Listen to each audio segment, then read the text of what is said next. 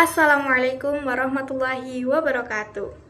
Yang kami hormati kepada Bapak Dr. Asep Fahrudin MPD MPS selaku dosen pengampu mata kuliah Kajian Kitab Kuning, Akidah, serta teman-teman sekalian yang berbahagia. Perkenalkan, saya Laila Fitria bersama anggota kelompok saya yaitu Fika Hayina Zahra dan Kamilia Nisa. Kami dari kelompok 6 Kajian Kitab Kuning Akidah dari kelas 4 PAIC. Pada kesempatan kali ini kami akan mempresentasikan artikel yang berjudul Analisis terhadap nama-nama para rasul yang wajib diketahui dalam kitab Jala'ul Afham. Baik, sekarang saya akan melanjutkan ke pembahasan materi yang menjadi bagian presentasi saya. Pada kesempatan kali ini saya akan membahas bait ke-15 dan ke-16 dalam Nadom Aqidatul Awam. Sebelum memasuki penjelasan materi, terlebih dahulu saya akan membacakan syair Nadom Aqidatul Awam bait ke-15 dan ke-16-nya. Bismillahirrahmanirrahim. Tafsilu khamsati wa isrina lajim kulla mukallafin fahaki waqtanim hum adamun idrisu nuhun huduma soli wa ibrahimu kullu mutaba. Tafsilu khamsati wa isrina lajim itu artinya adapun rincian nama para rasul yang ada 25 itu wajib. Kulla mukallafin fahaki waqtanim, bagi setiap orang mukallaf, maka yakinilah dan perhatikanlah dengan sungguh-sungguh. Bait ke-15 ini menjelaskan bahwa mengetahui 25 rasul secara rinci merupakan kewajiban bagi setiap muslim yang telah mukallaf, yaitu muslim yang sudah baligh dan berakal. Kewajiban ini termasuk bagian dari rukun iman, khususnya iman kepada rasul. Dalam kajian akidah, iman kepada Rasul berarti meyakini bahwa Allah mengutus para Rasul sebagai pembawa wahyu, memberi petunjuk serta teladan bagi umat manusia. Para Rasul memiliki tugas untuk menyampaikan ajaran tauhid, membimbing manusia menuju jalan yang benar, serta mengajarkan cara hidup yang sesuai dengan perintah Allah Subhanahu wa Ta'ala. Oleh karena itu, umat Islam tidak hanya diwajibkan beriman secara umum kepada para rasul, tetapi juga mengetahui nama-nama rasul yang disebutkan dalam Al-Quran secara rinci. Hal ini bertujuan agar keimanan seseorang tidak hanya bersifat umum, tetapi juga memiliki dasar pengetahuan yang jelas sesuai dengan ajaran Islam. Menurut penjelasan dalam kitab Jala'ul Afham, iman kepada Rasul terbagi menjadi dua, yaitu iman secara izmali atau global dan iman secara tafsili atau rinci. Iman secara izmali berarti meyakini bahwa Allah mengutus para Rasul kepada umat manusia, sedangkan iman secara tafsili berarti mengetahui nama-nama Rasul yang disebutkan dalam Al-Quran satu persatu. Nah, selain sebagai kewajiban akidah, mempelajari para rasul juga memiliki manfaat yang besar bagi kehidupan seorang muslim. Dengan mengenal kisah dan perjuangan para rasul, kita dapat menumbuhkan rasa cinta kepada mereka, memperkuat keyakinan kepada Allah, serta menjadikan mereka sebagai teladan dalam bersikap dan berperilaku. Dalam beberapa penelitian juga dijelaskan bahwa pembelajaran kitab Aqidatul Awam ini tidak hanya bertujuan untuk menambahkan pengetahuan tentang akidah saja, tetapi juga membentuk karakter dan spiritualitas seseorang. Oleh karena itu, mempelajari para rasul tidak hanya menambahkan wawasan keislaman, tetapi juga membentuk akhlak yang baik dalam kehidupan sehari-hari. Adapun kalimat fahaqqiq waqtanim mengandung perintah agar kita benar-benar meyakini akidah dengan ilmu serta memanfaatkan kesempatan untuk mempelajari ilmu tauhid. Dengan mempelajari para rasul, keimanan akan semakin kuat dan kita dapat meneladani akhlak serta perjuangan mereka dalam kehidupan sehari-hari. Dengan demikian, bait ke-15 menegaskan bahwa mengetahui 25 rasul secara rinci merupakan kewajiban bagi setiap muslim yang telah mukallaf sebagai bagian dari rukun iman dan dasar dalam membangun akidah yang benar. Baik, di sini saya akan melanjutkan membacakan kandungan bait ke-16 dalam Aqidatul Awam. Hum adamun idris sunuhun huduma. Serta mereka adalah Nabi Adam, Nabi Idris, Nabi Nuh, Nabi Hud, Solih wa Ibrahimu kulum mutaba. Nabi Solih dan Ibrahim kulum mutaba yang wajib diikuti. Bait ke-16 menyebutkan 6 nabi yang wajib diketahui dan diimani secara rinci, yaitu Nabi Adam, Nabi Idris, Nabi Nuh, Nabi Hud, Nabi Solih, dan Nabi Ibrahim alaihissalam. Nabi Adam merupakan manusia pertama sekaligus khalifah pertama di bumi yang mengajarkan pentingnya taubat dan ketaatan kepada Allah. Nabi Idris dikenal sebagai sosok yang mencintai ilmu pengetahuan dan memiliki akhlak yang mulia. Nabi Nuh memberikan keteladanan tentang kesabaran dan keteguhan dalam berdakwah meskipun menghadapi banyak penolakan. Selanjutnya, Nabi Hud. Nabi Hud menunjukkan keteguhan dalam menyampaikan kebenaran kepada kaum yang sombong. Nabi Solih mengajarkan pentingnya tetap istiqomah dalam berdakwah kepada kaum Samud, sedangkan Nabi Ibrahim menjadi teladan dalam keteguhan iman, keberanian, dan ketaatan kepada Allah meskipun harus menghadapi berbagai ujian yang berat. Pada akhir bait terdapat kalimat kulum muttaba, yang berarti semua nabi tersebut wajib diikuti dan diteladani. Artinya, umat Islam tidak hanya diperintahkan untuk mengetahui nama-nama mereka, tetapi juga meneladani sifat-sifat mulia yang mereka miliki seperti kejujuran, kesabaran, amanah, serta keteguhan dalam mempertahankan kebenaran. Dengan demikian, kedua bait ini mengajarkan bahwa mengenal para rasul merupakan bagian dari kewajiban iman, sekaligus sarana untuk memperkuat akidah dan membentuk akhlak yang baik dalam kehidupan sehari-hari. Mungkin cukup saja materi dari saya, selanjutnya akan dilanjutkan oleh teman saya. Warahmatullahi wabarakatuh. Perkenalkan, saya Fika Hina Zahra dengan NIM 24810100067 kelas PAI 4C yang akan membahas materi mengenai Kitab Aqidatul Awam bait ke-15 dan 16 tentang nabi dan rasul yang wajib diketahui. Baik, di sini saya akan membacakan bait ke-15. Bismillahirrahmanirrahim. Lutu wa Ismailu Ishakun kada Yaqubu Yusufu wa Ayyubu tada, yang artinya Nabi Lut, Nabi Ismail, Nabi Ishak, demikian pula Nabi Yakub, Nabi Yusuf, dan Nabi Ayub, dan selanjutnya.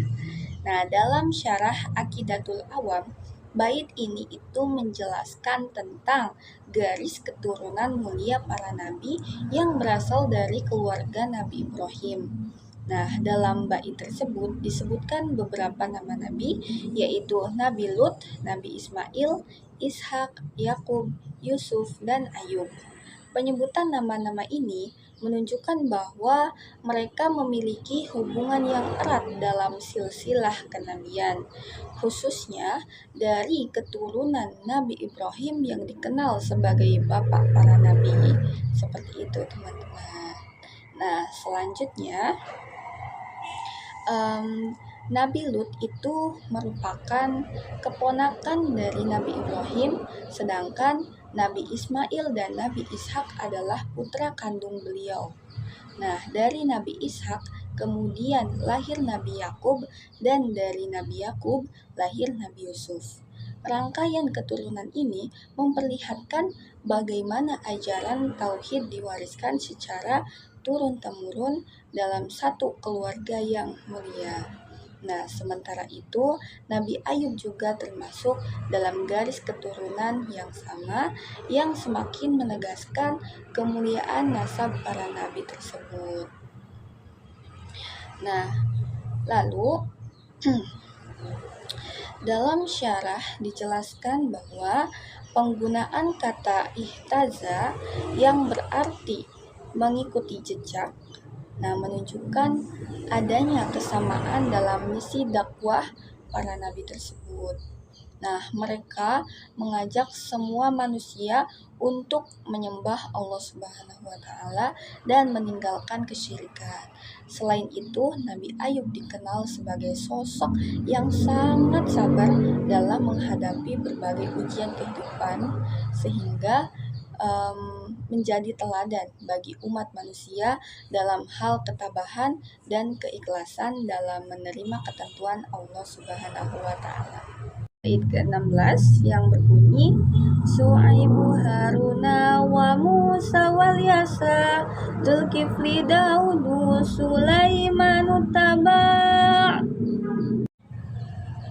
yang artinya Nabi Su'aib, Nabi Harun, Nabi Musa, Nabi Ilyasa, Nabi Zulkifli, Nabi Daud, dan Nabi Sulaiman yang diikuti. Pada bait ini dalam syarah Aqidatul Awam dijelaskan tentang beberapa nabi yang sebagian besar diutus kepada Bani Israel. Dalam bait tersebut disebutkan nama-nama nabi, yaitu Nabi Syu'aib, Harun, Musa, Al-Yasa, Al-Zulkifli, Daud, dan Sulaiman. Penyebutan nama-nama ini menunjukkan bahwa para nabi tersebut memiliki peran penting dalam melanjutkan dakwah tauhid kepada umat manusia. Khususnya di kalangan Bani Israel yang pada masa itu sering mengalami penyimpangan dari ajaran yang benar, seperti itu. Selanjutnya di antara para nabi tersebut, Nabi Musa dan Nabi Harun merupakan saudara kandung yang diutus bersama untuk menghadapi Fir'aun yang zalim. Mereka berdua memiliki tugas yang sama dalam menyampaikan ajaran tauhid dan membebaskan Bani Israel dari penindasan. Sementara itu, Nabi Daud dan Nabi Sulaiman merupakan ayah dan anak yang tidak hanya diangkat sebagai nabi, tetapi juga diberi kekuasaan sebagai raja. Hal ini menunjukkan bahwa kenabian tidak hanya berkaitan dengan dakwah, tetapi juga dapat berjalan seiring dengan kepemimpinan dalam pemerintahan. Dalam penjelasan syarah itu disebutkan bahwa kata itaba mengandung makna adanya kesinambungan dalam kepemimpinan dan dakwah para nabi. Setelah Nabi Musa membawa ajaran Taurat, para nabi setelahnya melanjutkan dan menjaga ajaran tersebut agar tetap terjaga. Nabi Daud dan Nabi Sulaiman menggambarkan puncak kejayaan ketika kenabian berpadu dengan kekuasaan, namun tetap berada dalam ketaatan kepada Allah. Hal ini memberikan pelajaran bahwa kekuasaan yang dimiliki manusia itu seharusnya digunakan untuk menegakkan kebenaran dan menjalankan perintah Allah Subhanahu wa Ta'ala. Bismillahirrahmanirrahim. Ilyasu, Yunus, Zakaria, Yahya, Isa, wa Thaha, Khatimud Daghiyah, yang artinya Ilyas, Yunus, Zakaria, Yahya, Isa, dan Toha, Nabi Muhammad SAW. Tinggalkanlah kesesatan. Pada penjelasan bait ini, penulis menyebutkan beberapa nabi pilihan yang diutus oleh Allah untuk membimbing manusia menuju jalan yang benar. Masing-masing nabi memiliki perjuangan dan keteladanan yang berbeda. Tetapi tujuan dakwah mereka sama, yaitu mengajak manusia beriman kepada Allah dan menjauhi kesesatan. Penjelasan nama-nama nabi. Yang pertama, Nabi Ilyas. Nabi Ilyas yaitu diutus kepada Bani Israel yang pada saat itu banyak yang menyembah berhala, terutama berhala yang bernama Baal. Beliau mengajak kaumnya untuk meninggalkan penyembahan terhadap berhala dan kembali menyembah Allah Subhanahu wa Ta'ala. Yang kedua, Nabi Yunus alaihissalam diutus kepada penduduk Nimawa. Pada awalnya kaum itu menolak ajaran yang beliau sampaikan, sehingga beliau mengalami ujian besar ketika ditelan oleh seekor ikan besar. Di dalam perut ikan, Nabi Yunus terus berdoa dan memohon ampun kepada Allah Subhanahu wa Ta'ala. Karena ketulusan taubatnya, Allah menyelamatkannya. Yang ketiga, Nabi Zakaria. Nabi Zakaria dikenal sebagai nabi yang soleh, penyabar, dan selalu mendekatkan diri kepada Allah. Beliau tetap berdoa agar diberikan keturunan yang dapat melanjutkan perjuangan dakwah. Allah mengabulkan doanya dengan menganugerahkan seorang anak yang kelak menjadi Nabi Yahya alaihissalam. Yang keempat, Nabi Yahya. Nabi Yahya merupakan putra Nabi Zakaria. Sejak kecil beliau dikenal memiliki akhlak yang sangat mulia. Beliau hidup sederhana, jujur, dan selalu taat kepada Allah. Nabi Yahya juga terkenal karena keberaniannya dalam menegakkan kebenaran, meskipun harus menghadapi berbagai tantangan. Yang kelima, Nabi Isa adalah salah satu nabi yang diberi banyak mukjizat oleh Allah. Beliau lahir dari seorang ibu yang mulia, yaitu Maryam. Tanpa seorang ayah, dengan izin Allah, Nabi Isa mampu menyembuhkan orang sakit, menghidupkan orang yang telah meninggal, dan berbagai mukjizat lainnya. Yang keenam, Nabi Muhammad merupakan salah satu sebutan yang terdapat dalam Al-Quran dan sering dikaitkan dengan Nabi Muhammad SAW. Beliau adalah Nabi yang terakhir diutus oleh Allah untuk seluruh umat manusia. Nabi Muhammad menyempurnakan ajaran para nabi sebelumnya dan membawa Islam sebagai rahmat seluruh alam. Saya akan menjelaskan bait selanjutnya. Alaihimussalatu wassalamu wa alaihim madamatil ayyamu, yang artinya semoga salawat dan salam tercurah kepada mereka para nabi serta kepada keluarga mereka selama hari-hari masih berlangsung. Penjelasan pada bait ini penulis mengungkapkan doa dan penghormatan kepada para nabi beserta keluarga nabi, kepada seluruh keluarga mereka juga. Salawat dan salam merupakan bentuk penghormatan serta doa agar Allah melimpah rahmat, kemuliaan, dan keselamatan kepada mereka. Keluarga para nabi disebutkan karena mereka memiliki peran penting dalam mendukung perjuangan dakwah. Kalimat selama hari-hari masih berlangsung menunjukkan bahwa penghormatan kepada para nabi akan terus